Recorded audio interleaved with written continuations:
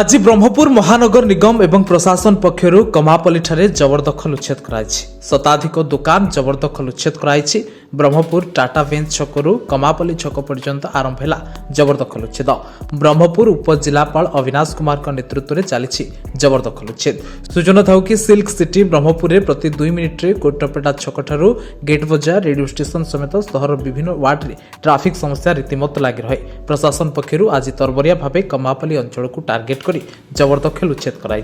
सहर में अति संवेदनशील रास्ता होउछि कोटपेटा ठारू गेट बजार प्रशासन बीएमसी एवं जिला प्रशासन पक्षर बड़बड़िया मानक लांजरे हाथ मारिबा को एते भय कहीं बोली आज जबरदखल उच्छेद पर चर्चा जोर धरछि। ब्रह्मपुर जनसंख्या दिनकु दिन बढ़िबार लागिछि।